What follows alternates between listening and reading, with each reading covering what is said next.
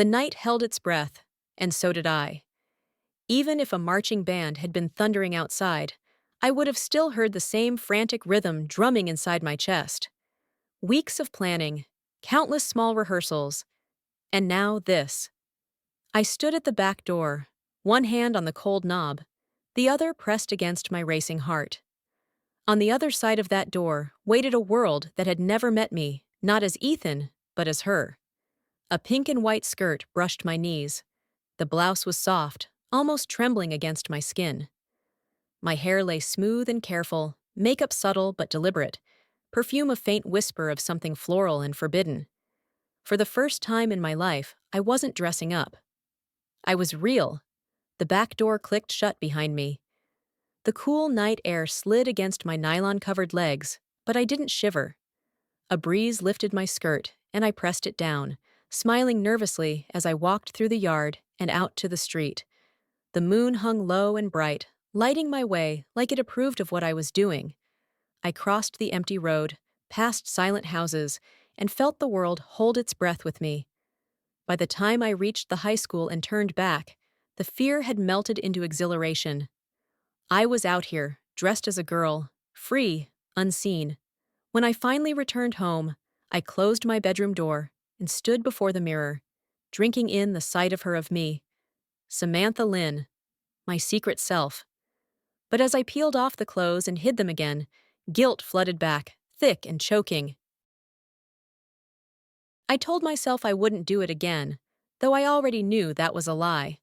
The shower washed away the perfume and the blush, but not the shame or the longing. Every time I became Samantha, I felt alive and terrified all at once. My mind a storm of fear, self-hate, and joy. I had thrown away her clothes more than once, but she always returned. She was unstoppable. That night's walk had been my furthest, my boldest. I even passed my best friend's house empty, since I knew he was at the game, and still my pulse hammered from the risk. I couldn't stop myself. Something deeper than logic pushed me forward. Days passed before the fallout came. Amber, his older sister, cornered me after school. We walked together, her ponytail bouncing, her tone casual. "You looked nice the other night," she said lightly. "Pink's your color." The world stopped. My mouth went dry. "Pink?" She grinned.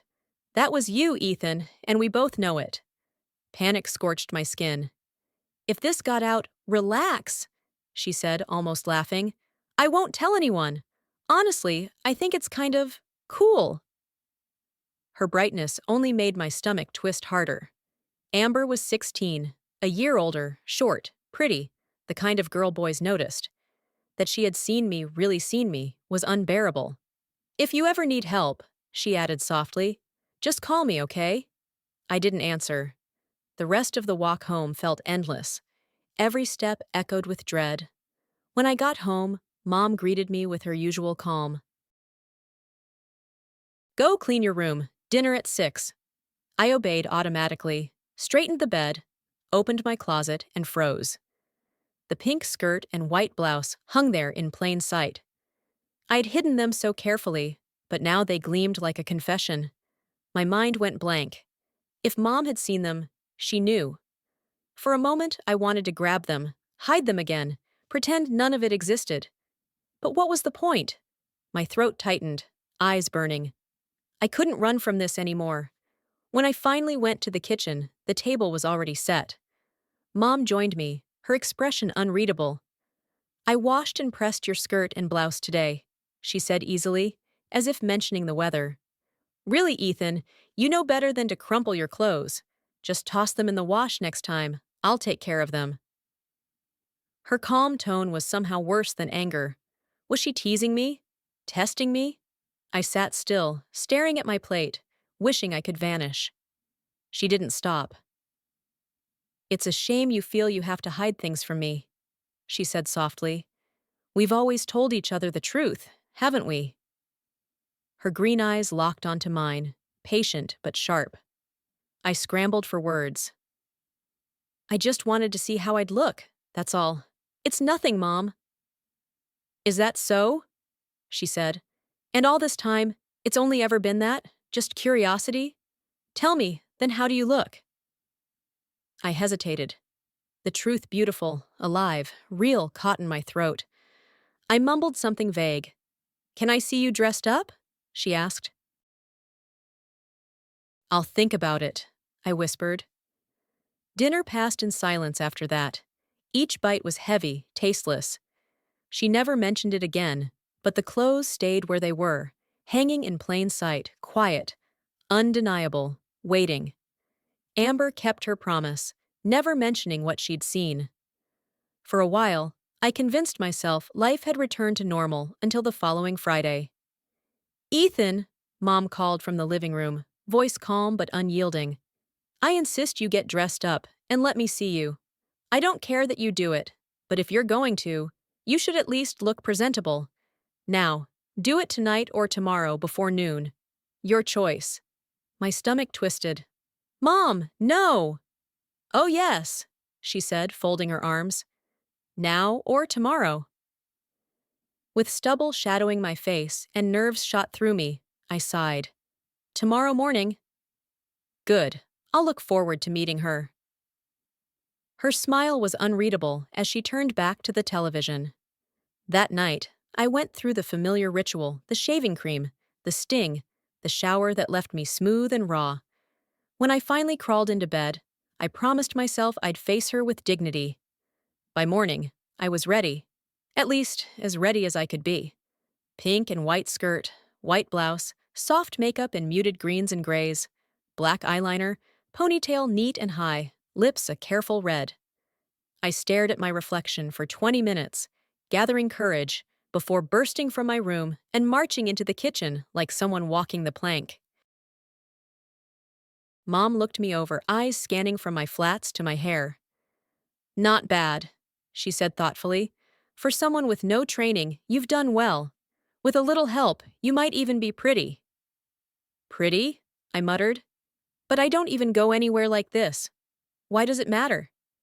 Because, she said simply, if I'm going to have a part-time daughter, she might as well look her best. Now tell me what's her name. My throat tightened. Samantha, I whispered. Samantha Lynn. Mom smiled.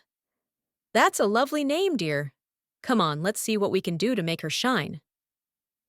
She led me into her bedroom, sat me before her vanity, and had me wipe off my makeup. Then, step by step, she taught me. Foundation spread thin with 2 fingers. A dusting of powder to even it out. Eyeshadow, eyeliner softened with a dip in baby oil. Each motion revealed someone clearer, more vivid, more real than the awkward reflection I'd known.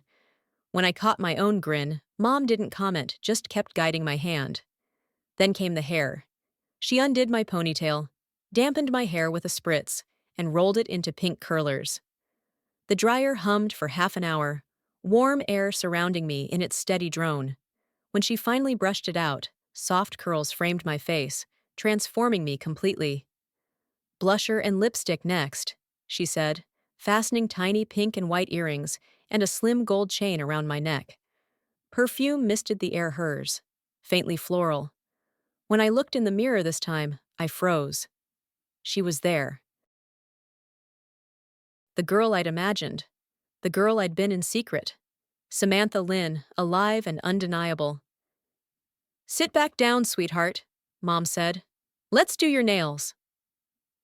Half an hour later, they gleamed plum red under the light. Now, she said with a small smile, how about coffee on the patio? My pulse jumped.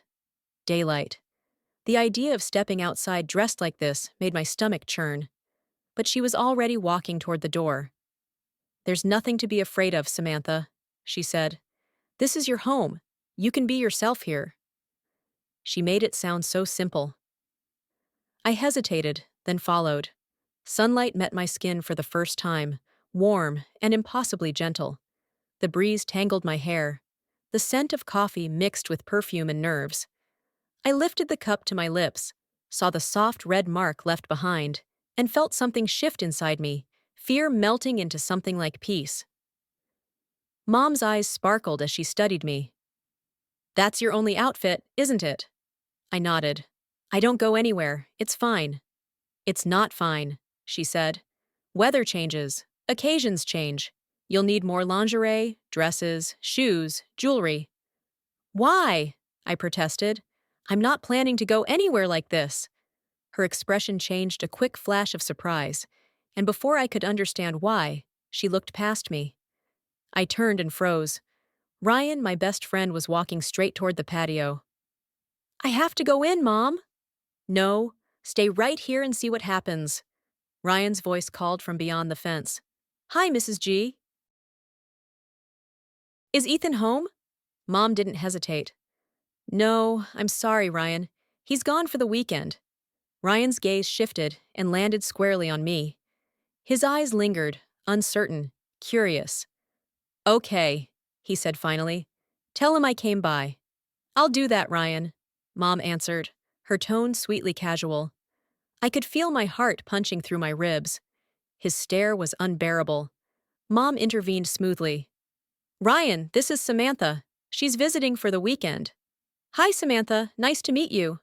My voice failed me. I only managed a nod before he turned and walked away. Mom laughed softly. See? He didn't recognize you at all. You looked fine, Samantha. Yes, but that proves what I've known all along, she said firmly. You are a pretty young lady. Even Ryan thinks so. I wouldn't be surprised if he calls later just to talk to you. He'll be disappointed, I muttered, because I'm not answering and I'm definitely not going anywhere like this. Mom only smiled and poured more coffee, leaving me to untangle the chaos inside my chest. By the time I'd calmed enough to breathe normally, Amber appeared at the gate, a glint of mischief in her eyes. Hi, Ryan said there's this amazing girl here named Samantha and told me to check her out. Mom greeted her warmly. Hi, Amber. This is Samantha. Samantha, Amber. I wanted the ground to open and swallow me. I'll leave you two to talk, Mom said, collecting our cups before disappearing into the house. Amber plopped down beside me, smiling like a cat that had cornered a mouse. For a moment, she said nothing. Then, I knew it. You look incredible. I just knew you would. Sweat prickled down my spine. What do you want, Amber? She grinned. Ryan's smitten. You're all he talked about, wouldn't shut up until he made me come see you myself. Then tell him to forget it, I said, forcing the words out. Because this is the last time you'll ever see me like this. I'm changing in 5 minutes, and that's it. Done. Amber snorted.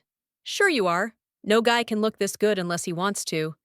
You like it, Samantha. Just admit it. You feel right, don't you? I didn't answer, but my silence was loud enough. She moved closer, her voice soft but sure. You look nothing like Ethan. Even Ryan didn't know. What more proof do you need? Plenty, I muttered. He saw a girl, but he didn't hear one. My voice, my walk, it'd give me away in a heartbeat. I'd lose every friend I have. Amber tilted her head, eyes gleaming. Then practice. You just need to get out more, learn to move and talk like a girl. We could start right now. How about a trip to the zoo? You, me, and maybe your mom? Before I could object, Mom's voice chimed in from the doorway. That's a wonderful idea. Let me grab our purses. Mom! Samantha, she said firmly. Stop overreacting. It'll just be the three of us. You need to get used to the world seeing you as you are. Amber's grin widened as I sat frozen between terror and thrill. Mom drove, me up front beside her, Amber in the back. At the zoo gates, I struggled to match their stride heels, tapping too fast or too slow, but eventually, my rhythm found theirs. Inside, something unexpected happened. The longer we walked, the easier it felt. The breeze brushed against my curls. The sunlight danced on my skirt. And for once, I wasn't scared of every passing glance. Mom and Amber kept gently correcting me my hands, my posture, the way I turned my head, but after an hour, they'd stopped. I was learning. At noon, we grabbed sodas and hot dogs. Mom asked, How do you feel, Samantha? Nervous, I admitted. But no one's bothered me, so... Okay, I guess. Amber leaned in, eyes glinting again. You know, there's a dance at St. Mary's this Saturday. Want to go? No way. Why not? You'd be stunning. I said no. Mom stayed silent, which was somehow worse. Usually she'd rescue me, but now she was letting this play out. Amber dropped it, for now. When we got home later that afternoon, she waved cheerfully. Think about it, Samantha. I'll stop by tomorrow. I stood on the porch, watching her go. Mom broke the silence. If Amber wanted to expose you, she's had plenty of chances. She hasn't. I think you should go to that dance just once. See how it feels. I promise. When I'm done helping you, no one will think you're anything but a girl. But Ryan will be there. If Amber tells him, Mom's lips curved, doesn't he usually go anyway? I nodded. Then she won't have to tell him, will she? I had no comeback. I muttered something about thinking it over and turned toward my room. Don't change, honey, Mom said. We're going to the mall after dinner. Her tone left no room for argument. And so, I found myself walking through the mall, Samantha in full daylight, heart pounding, nerves raw, but still moving forward. 2 hours later, Mom had filled the trunk with bags. More lingerie, skirts, blouses, dresses, shoes. Samantha was no longer an accident. She was being outfitted, and Mom was making sure she had everything she'd ever need. Mom stopped for ice cream on the way home, like nothing unusual had happened. I tried to enjoy it, but the thought of the day ahead kept looping in my head. Once home, I went to my room and started hanging up my new clothes, the scent of perfume and department store plastic filling the air. Mom appeared at the doorway, leaning casually against the frame. I'm not going to push you into anything, Samantha, she said, but when you do dress up, I expect you to give it your best. No halfway jobs, no shortcuts. Deal? Okay, Mom, I said, turning toward her. But why are you doing this? I mean, it's not like I do it every day. She crossed the room, her voice soft but steady. Because you need it, Samantha. You've always needed it. I don't know why, but I've learned enough to know this doesn't go away. Men who dress as women never really stop. Most get caught because they don't try hard enough or don't know what they're doing. I intend to make sure you can walk anywhere, talk to anyone, and be as graceful and feminine as any other girl your age. I won't throw you to the wolves, but I expect you to face reality. I swallowed hard. You still think I should go with Amber on Saturday? I do, she said. If nobody recognizes you there, you'll know you can go anywhere. Her logic made sense, but fear glued my lips shut. Wash up, she said finally. Put on your nightgown. We've got church in the morning. That night, I barely slept. The idea haunted me, showing up at church as Samantha. Part of me burned to do it. The rest of me wanted to hide forever. But when dawn came, I was already up, staring at my reflection. My hair still held the soft curl Mom had styled. My skin was smooth, my chest faintly marked where the bra had rested. I could do this. I opened the dresser and slipped on the pink panties. The motions felt both forbidden and natural. After shaving again, I applied my makeup exactly as Mom had shown me, steady hands, careful lines. The black dress looked stunning but wrong for church, so I chose the navy one with white polka dots. The waist cincher hugged me tight, the pantyhose whispered up my legs, and when I fastened the new white lace bra, I could see the faint swell of shape forming beneath the cups. With the birdseed forms tucked inside, it looked, God help me, real. Mom came in just as I was struggling with the zipper. Without a word, she helped me pull it up. That dress looks beautiful on you, Samantha. I turned to the closet, uncertain about shoes. The white ones, she said. They slid on easily.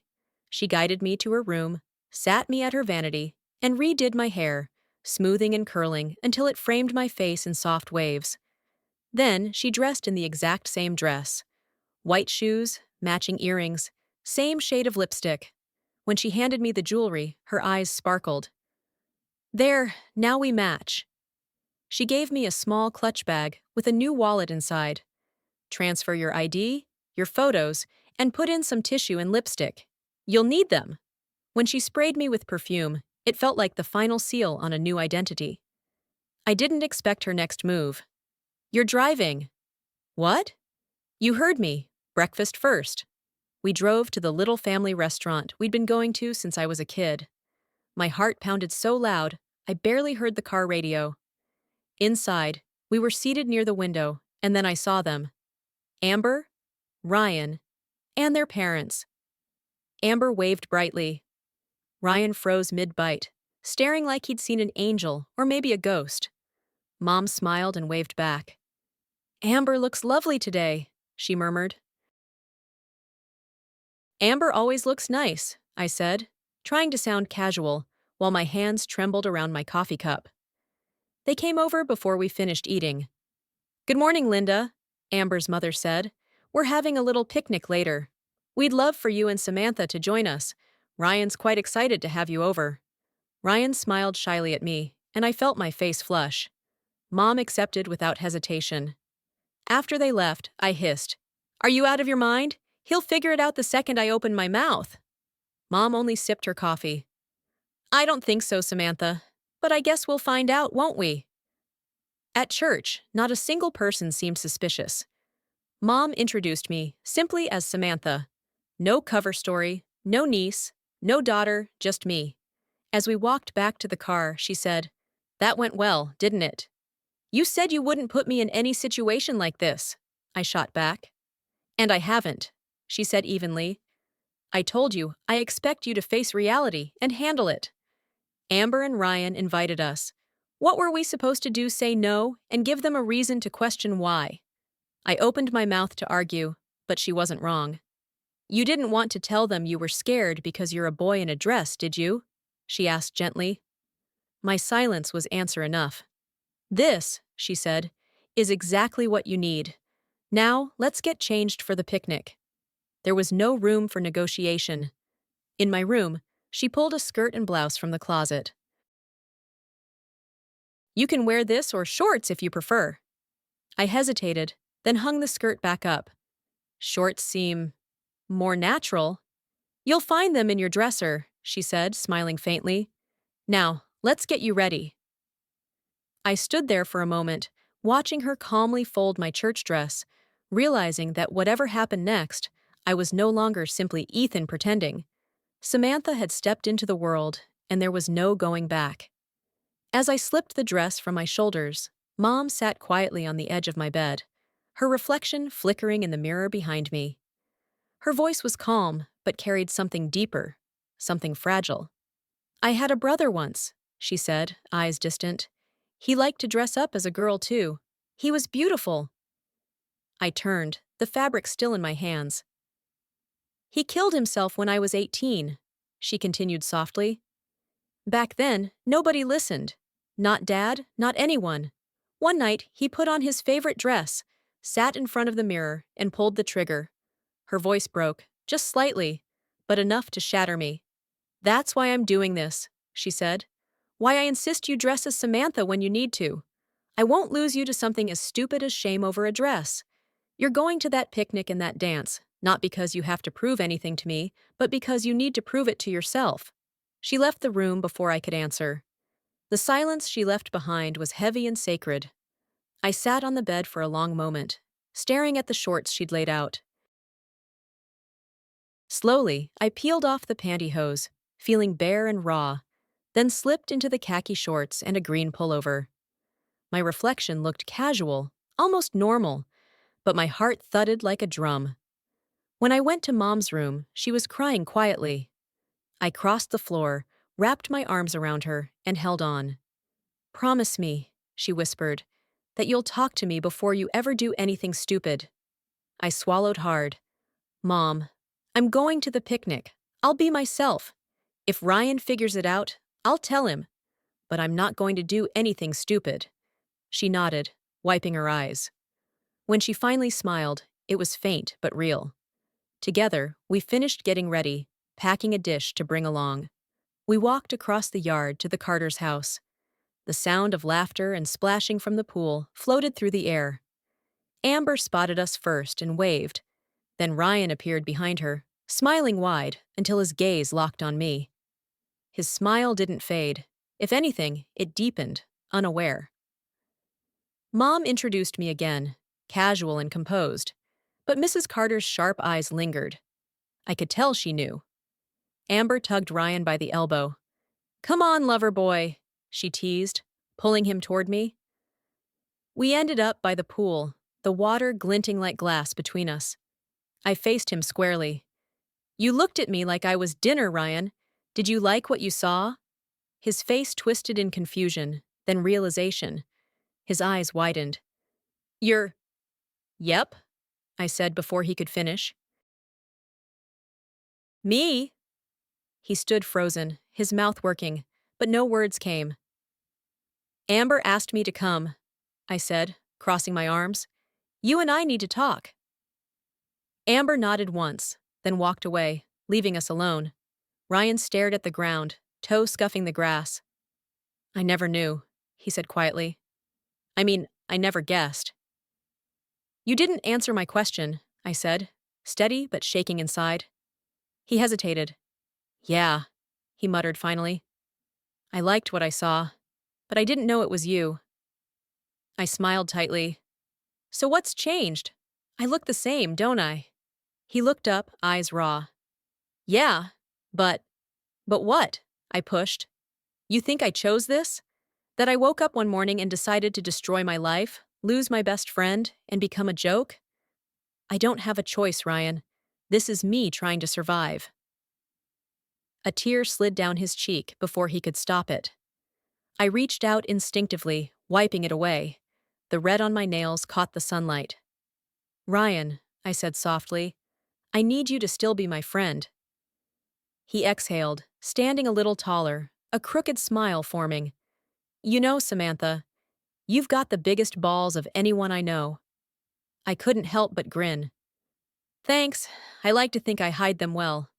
He laughed, genuinely laughed, and the tension between us melted. "I'm glad you told me," he said after a pause, "because now I get it.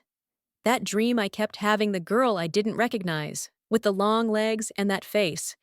He stopped, fidgeting. "You look just like her." His voice dropped. "Exactly like her."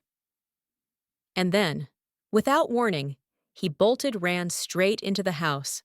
I found him later, after Mom and Mrs. Carter had exchanged polite words, and Amber busied herself near the grill. They told me to go talk to him, and I did, my heart pounding the whole way upstairs. His door was half shut. I knocked. "Come in," he said. He was sitting on the bed, staring at the floor. When I stepped inside, he looked up, hurt, confused, scared. Then he stood and closed the space between us in 2 strides. "You?" he said hoarsely. "Yes, me," I answered. "What about me?" "You're the girl from my dreams." And then he kissed me. Softly, uncertainly, but enough to steal my breath. The world tilted. When he finally pulled back, a smile tugged at his mouth. "Good kisser, too," he murmured. Before I could find words, he opened the door, still smiling. "By the way, I'll pick you up at 7 for the dance." He didn't ask. He knew. Downstairs, he laced his fingers through mine as we stepped back outside. Mrs. Carter looked stunned, Mom thoughtful, Amber absolutely glowing, and me somewhere between terrified and weightless. That night, under the moonlight, Ryan and I found ourselves alone again, the noise of the picnic fading behind us. "This is the last time," I said quietly. "After this, I'm done."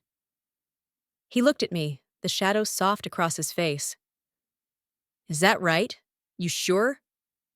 His arm slipped around my waist, drawing me close. "I think you'll be back, Samantha," he whispered.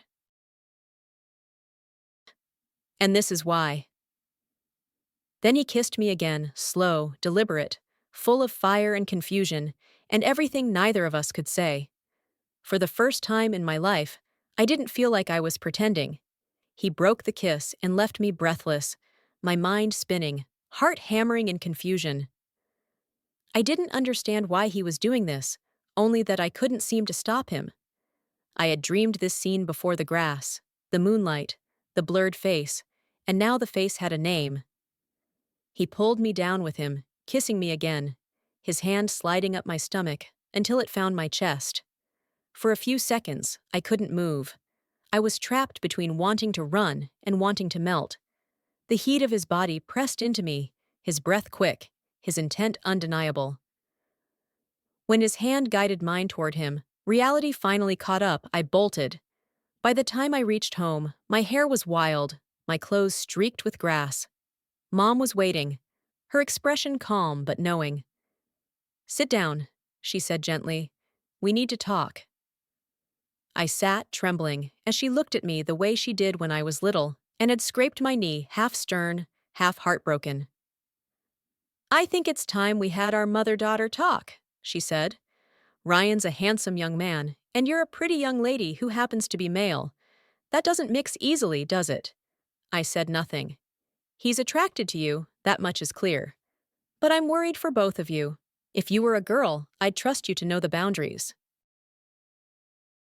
But as a boy pretending to be one without experience, you might not. Maybe if you ever decide to live as a girl full-time, that will change. But until then, you need to think about what you're doing." Her words sank in, heavy and sharp. I wanted to protest, but she wasn't wrong. I went to my room and tore off the clothes, scrubbing my face clean until the mirror showed only Ethan again. I crawled into bed, caught between guilt and longing. I'd spent years fearing exposure, never once imagining anyone might actually want me. Yet Ryan had, my best friend. That truth left me shaking. Mom's words replayed in my head. "If you were a girl, you'd know what to do." But I wasn't sure who I was anymore. The next morning, sunlight slipped through the blinds, and my eyes went to the closet. Two worlds waited inside one safe, one true. My hands moved on their own, reaching for the pink bra. I slipped it on, patted it, added the skirt and a soft top. Quick makeup, flats, coffee. Mom watched me enter the kitchen without surprise. "If you think you can manage being a part-time girl, go ahead," she said evenly. "I can't," I admitted. She studied me quietly. "Then full-time will be even harder. And what about school?" "I've got the summer to figure that out." She said nothing more. We washed the dishes together, the silence gentler than words. Later, on the patio, she finally spoke again. "You can't go to high school as a girl, Samantha. The other kids would tear you apart, if not with words, then worse. I won't let that happen." I stared at her, torn between anger and gratitude. She wasn't being cruel. She was scared. "You've learned more about yourself in 2 days than most do in years," she said softly. "But we have to face reality." Then her voice changed, almost teasing. "When you touched Ryan, did you like it? Did it make you feel weak inside?" I froze. How did she know? "Well?" "Yes," I whispered. "I thought so." She leaned back, her eyes calm again. "From now on, let's limit your outings as Samantha to special events, proms, dances, maybe once in a while. Give yourself time to think." Oddly, I felt relieved.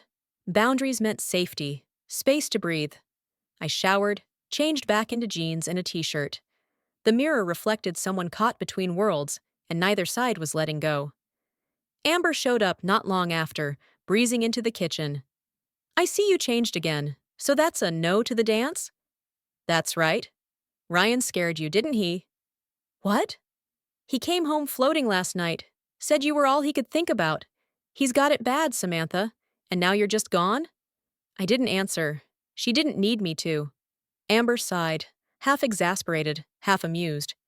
"He told me he asked you to the dance." "You really said no?" "I can't," I said, and fled upstairs before she could press further. I threw myself on the bed, choking back tears. Every part of me wanted to run to Ryan, to explain, to be Samantha again, but fear held me down. Mom was right. School shootings, whispers, violence toward anyone different. It was too dangerous. Still, lying there, I couldn't shake the echo of his touch, the confusion of wanting and not daring. The door opened softly, and I felt a gentle hand on my back. I turned, expecting Mom or Amber. It was neither. It was Helen. "I think," she said quietly, "we need each other right now." I fell into Helen's arms and let everything go, the fear, the confusion, the ache that had built up over the last few days. My tears soaked through her blouse, and she didn't move until the tremors in my body began to ease. Then she pulled back, her hands warm on my shoulders. "Your George and I lost a son to this," she said quietly. "We won't lose you too. We made mistakes back then, and will not make them again. When your mother told us about your change, we both knew we had to help you however we could." Her voice was steady, but her eyes shimmered. She took a breath, patted my cheek gently, and said, "Now get changed. Do your best, Samantha. Ask your mother to help if you need it. I'll be waiting in the kitchen." When she left, I stood still for a long moment, stunned. Mom had called her. This wasn't a surprise visit. It was an intervention wrapped in kindness. I undressed and went to the bathroom, spreading the depilatory cream again, erasing any trace of the boy she had once known. If Helen wanted to see a girl, I would give her one. It took over an hour to get ready.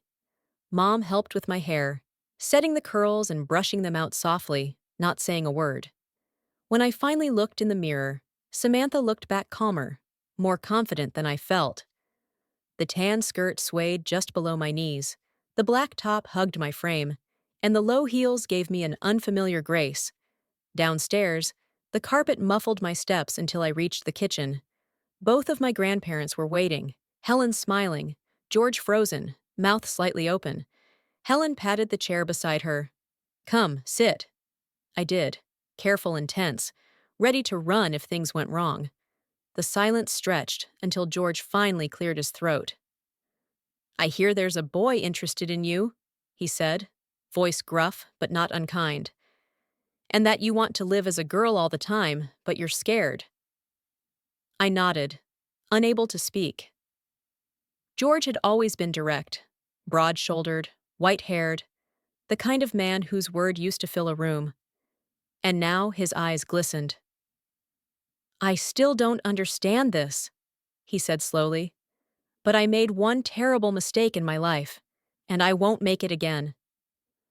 His voice cracked, and before I could think, I stood and wrapped my arms around him. He hesitated only a second before pulling me close. The tears came his and mine, sinking into my blouse like a shared confession. When we let go, he said simply, "Pack your things. You're staying with us a while." It was so sudden, I just stared at him. Mom only nodded, a small, reassuring smile on her face. Within an hour, everything was packed clothes, makeup, the few things that now felt essential to me. The drive to their house was quiet. When Helen and I were alone upstairs, she explained. "If you want to live as a girl," she said, "you'll have to stay here. We're in a different school district, and if you take our name, you'll disappear from the old one. Start fresh." She hung my dresses in the closet while I sat on the bed, overwhelmed. "Your George loves you," she continued, "but you have to understand he's from another time. Back then, this kind of thing could get you beaten. He's trying, sweetheart. He's really trying." "I know," I said quietly. "So am I." She smiled softly, then asked, "And this boy? The one you care about?" My throat closed. How could I explain Ryan the confusion, the kiss, the spark that frightened me as much as it thrilled me? I couldn't tell her that I still felt the ghost of his lips, or that I'd almost crossed a line I didn't understand myself. "He's my friend," I said finally. "We've known each other since freshman year." Helen didn't push. "If you stay here, you can choose. Boy one day, girl the next." "But I think it would be better for you to just be Samantha. That's why you're here, isn't it? To stop hiding?" I nodded, and she smiled with quiet approval. "This boy," she said after a pause, "he's known you a long time. I think he's struggling too. What started as friendship might be something more for both of you. I didn't answer. She didn't need me to. We went to the kitchen to fix lunch, but George wasn't there. Helen washed her hands and said casually, I have a friend who makes special things for people who need a little help. Maybe some padding or better breast forms. Would you like to visit her? My heart skipped. The suggestion was so unexpected, yet oddly comforting.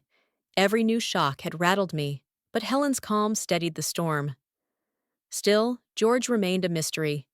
His past was a wound I didn't dare touch the memory of his son, the blood on the wall, the guilt he carried.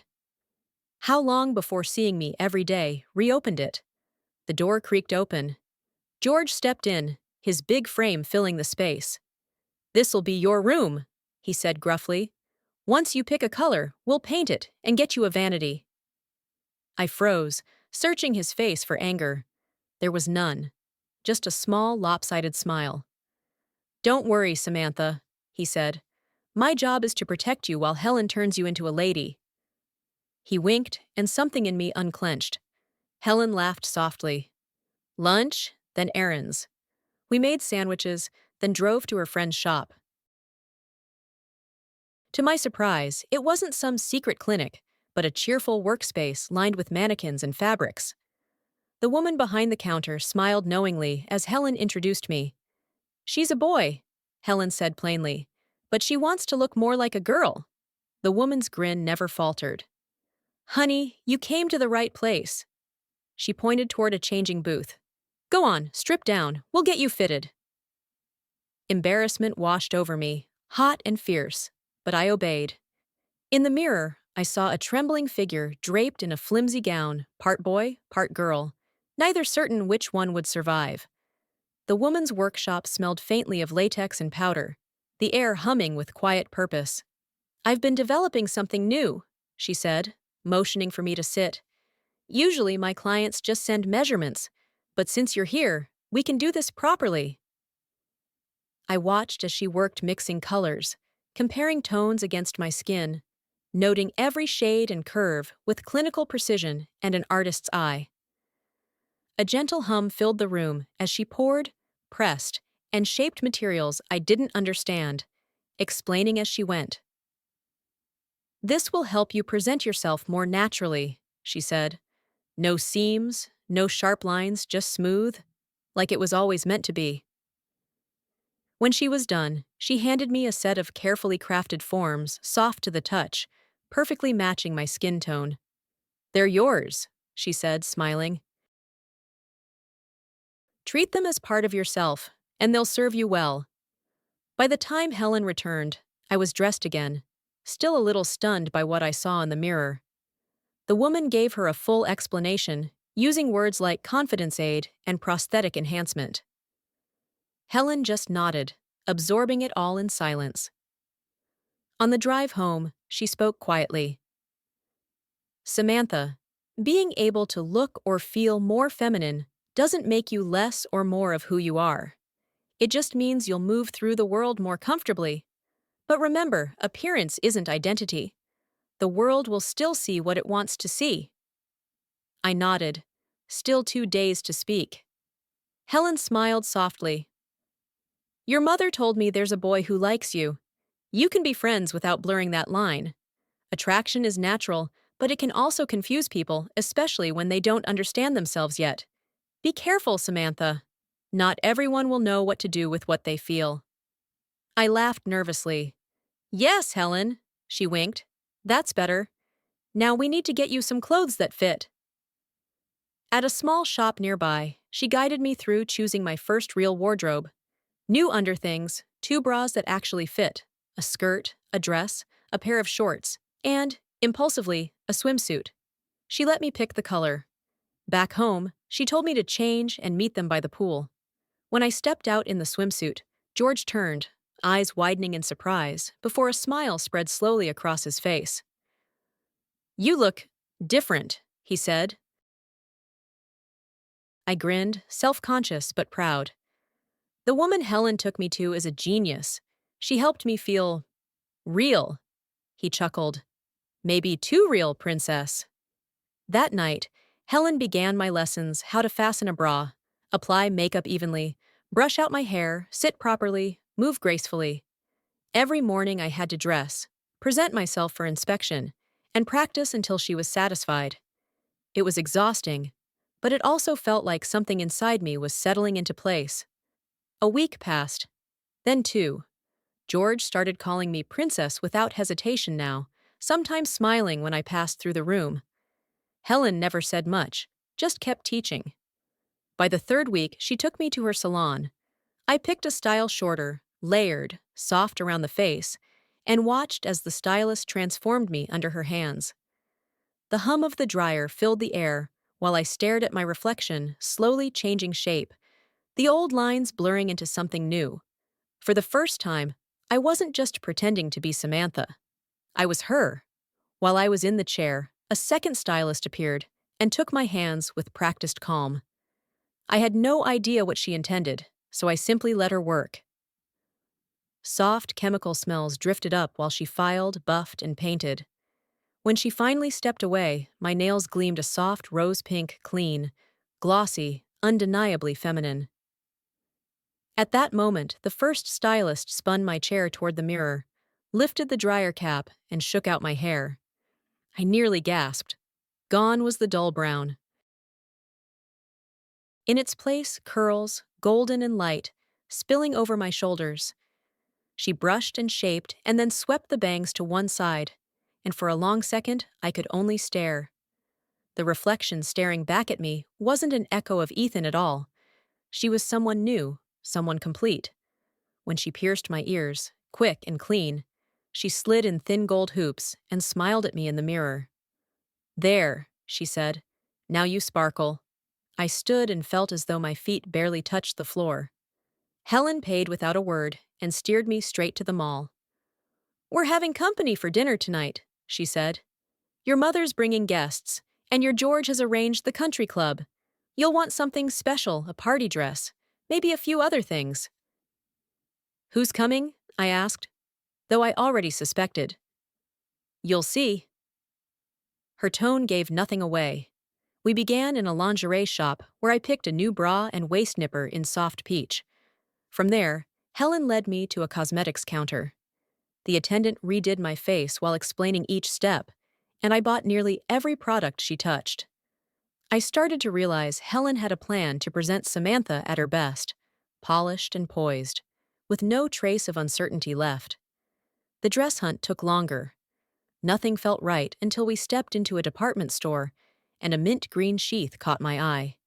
It was simple, square-necked, sleeveless, and just short enough to feel daring. In the fitting room, I zipped it up and felt my breath catch. Helen clapped her hands lightly. "That's the one! That color loves you!" We found shoes, white heels with a single strap, and headed home with our arms full of bags. Helen gave me 3 hours to prepare. The ritual had become familiar. Depilatory cream, shower, bubble bath, soft skin, fresh start. At the vanity, I applied everything I'd learned. A hint of copper and green around the eyes, soft blush, muted red lips. The waist nipper pulled tight, shaping me. Pantyhose whispered up my legs. The bra lifted perfectly, and the dress followed, smoothing over me like it had been waiting for this moment. Perfume, jewelry, purse. I caught my reflection one last time. Mint silk, pale skin, blonde curls, and felt a dizzy rush of disbelief. When I descended the stairs, George stood up so fast his chair scraped. "You look wonderful, Samantha," he said. "So much like your mother at your age." "Thank you, George." Helen appeared just as a car pulled into the driveway. "Hide in the kitchen until I call you," she whispered. I waited, heart hammering, hearing voices and laughter. Then, "Samantha!" I stepped into the family room. Mom's smile widened, her eyes bright with pride. Beside her stood a tall man, then Amber and Ryan. "Everyone," Mom said. "This is my daughter, Samantha Lynn." Amber rushed forward and hugged me. Ryan took my hand gently, eyes searching mine for a heartbeat before he released it. "Honey," Mom said. "This is David. We've been seeing each other, and I wanted him to meet you. I've told him what a beautiful daughter I have." David's handshake was warm, approving. Soon we were heading to the country club. Ryan drove Mom's car, with Amber and me beside him. "Damn, Samantha," Amber said, grinning. "You look incredible. Your mom didn't say where you went, we thought you vanished. But it's obvious now you were busy becoming a knockout." I laughed. "Thanks, Amber." Ryan said nothing, but his glances kept finding me in the rearview mirror. Each time our eyes met, something flickered there. Curiosity, admiration, maybe disbelief. Inside the club, Ryan offered each of us an arm. I let him lead me to the table, careful and poised, every bit of Helen's training alive in my posture. Mom was seated close to David, radiant for the first time in months. Helen and George flanked the group, guiding the conversation with practiced ease. When David asked how long I'd known Amber and Ryan, Amber jumped in smoothly. "Oh, we've grown up together. We're like sisters." Ryan smiled faintly, nodding. And for the first time that night, I realized no one here saw Ethan at all. Only Samantha, laughing, glowing, belonging. Inside the club, laughter and the clinking of glasses mingled with music from the small band in the corner. I sat across from Mom and the man she'd brought David and caught myself studying them. He was attentive, calm, the kind of man who made you feel seen without saying much. I realized, with a sudden lurch of the heart, that he made her happy. For the first time in years, she looked light again. If they became serious married, even what then? Where would that leave me? Dinner passed in a pleasant haze. Conversation, laughter, soft piano in the background. When Ryan stood and offered me his hand, I didn't hesitate. My heels echoed faintly across the floor as he led me through the side doors to the patio, and then out under the moonlit trees. The air was cool and sweet. He turned to me, his fingers brushing mine, then sliding around my waist. His voice was quiet, uncertain. "You look incredible tonight, Samantha," I smiled. "You're not so bad yourself, Ryan." He laughed softly, but didn't let go. "Tell me something. Why am I so drawn to you?" "Because," I teased, "I'm the most beautiful girl you know." "That's definitely part of it," he said. Then his tone softened. "But it doesn't make sense. You—" "Don't," I whispered. "Not now. Tonight, I'm just a girl. The same girl I've always been inside. I just never knew how to show you before." He looked at me for a long moment, then exhaled. "I'm not running, am I?" "No," I said. His next words came haltingly, almost afraid of themselves. "My mom told me something today. She said that people are who they are, and if you care about them, you accept them or lose them. I don't want to lose you, Samantha." The tremor in his voice caught me off guard. "Ryan." He took my hand, eyes steady. "I think I'm in love with you." For a moment, the world fell away, the music, the crowd, even the fear. All that existed was his face in the moonlight and the warmth of his hand around mine. I didn't know what to say, so I didn't say anything at all. I just leaned in. His lips found mine again, softer this time, but full of meaning. When we went back inside, the lights seemed brighter, the music louder. He led me straight to the dance floor. The rhythm carried us, my body fitting easily into his, and it felt natural, effortless. Whatever line had once divided us had blurred into something unspoken and undeniable. Later, after we returned to Helen's house, the evening mellowed into coffee and quiet talk. I asked if Amber could stay the night. Helen and Mom agreed. Ryan wanted to linger too, but George gently sent him home with a knowing smile. Upstairs, Amber borrowed a nightgown. As I undressed, she turned red and blinked hard. "You really have changed, Samantha." "Completely," I said, half teasing. We talked for hours, the way friends do when they've finally dropped every wall between them, about Ryan, our parents, high school, everything. She confided that Ryan had once tried on her clothes, trying to understand the girl he kept dreaming about.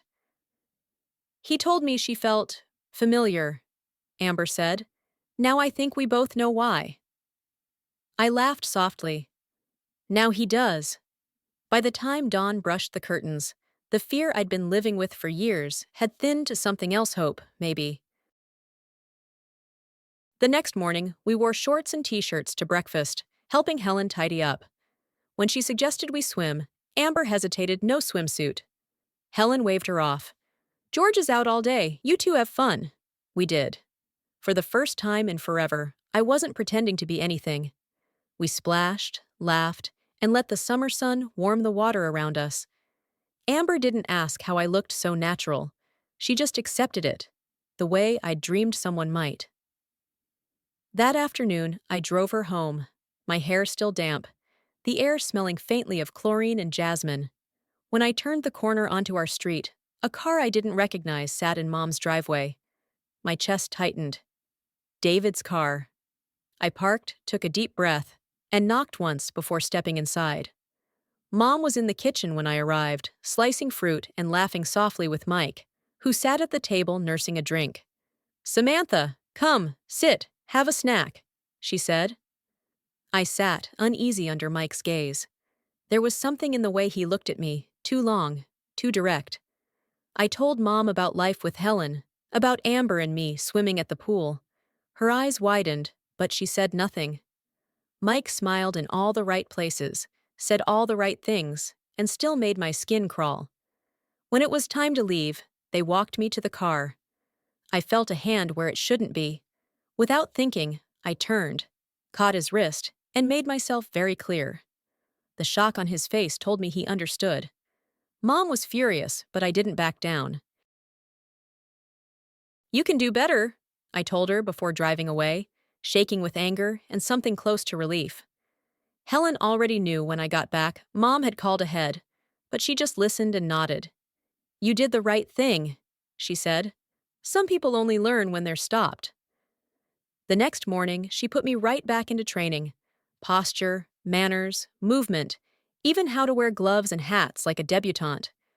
Some lessons I loved, others I hated. Corsets, for one, felt like medieval torture, but Helen insisted that grace was born out of discipline. Ryan stopped by twice that week. The air between us had changed. It hummed now, full of things unsaid. He brought flowers, nervous smiles, and finally, one Friday, asked me to dinner. The evening was perfect, too perfect. We talked for hours, about old times and new dreams, until silence took over, and all that was left was the sound of our hearts beating in rhythm. When he took my hand, I didn't pull away.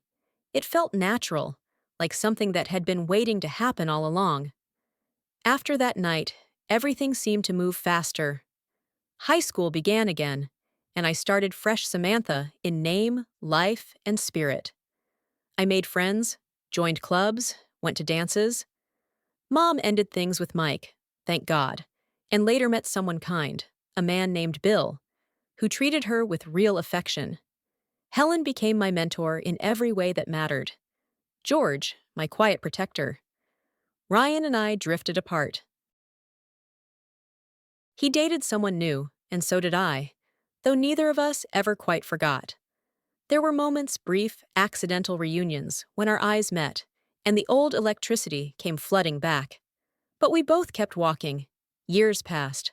Mom and Bill married. I graduated. Helen and George gave me the greatest gift they could imagine, help toward completing my transition. When it was done, I felt peace for the first time in my life.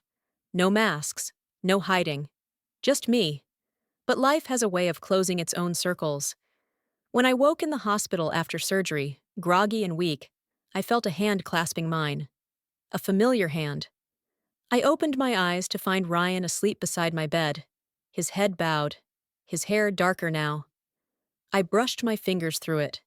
His eyes opened, and for a heartbeat, we just stared, time folding back on itself. He smiled through tears. I love you, Samantha. That was all. But it was everything.